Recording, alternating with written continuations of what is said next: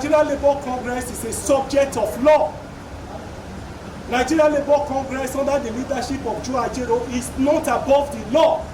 And the law precludes Joe Ajaero and the leadership of the NLC to do what they did today to the office of the Labour Party, where they besieged the office, broke the office, destroyed the faces of the office, destroyed the gate of the office, unlawfully took possession of the Secretariat, and destroyed properties worth billions of naira and properties of the party stolen away, including monies made for salaries and several other things were stolen from the office. And I think that this is unfortunate, this is unrealistic, this is becoming unbecoming. I must say that while other countries of the world, especially the Scandinavian countries like Brazil, UK, and several other countries are celebrating the togetherness of workers, are celebrating workers in government, are celebrating where the labor movement is taking over government and delivering the dividend and the socialist ideology to the working people of those states. In Nigeria here, the Nigeria Labour Congress specifically, who ought to be a source of strength to the Labour Party, is the one on a mission to destroy the party. I must state clearly that this mission did not start from the NLC today. That since 2014, the NLC has been on this mission to destroy the party.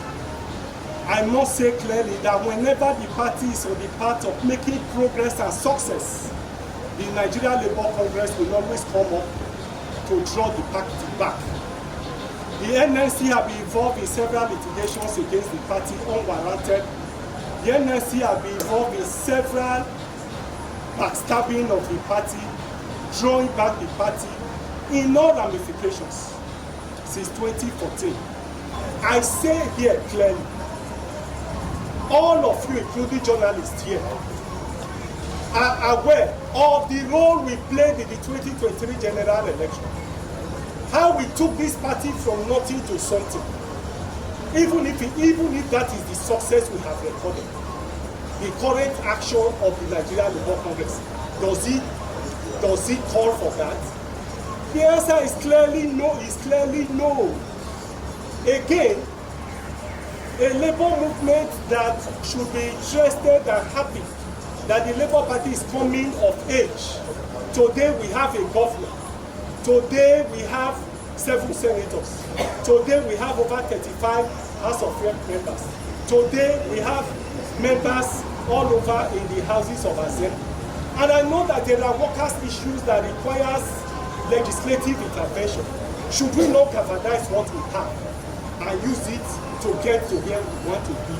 It is very clear that it's in a mission of destruction, a mission to set the Labour Party back, a mission to destroy the party. And that is his motive. And I'm very categorical about it. But we will not allow him. Members of the party who have invested in the party, who have been in the party for the past 30-something years. I have spent 22 years in this party. I will not allow my investment to be destroyed by Joe Ajaero, who is a visitor to the party. I believe that his motive is politically motivated.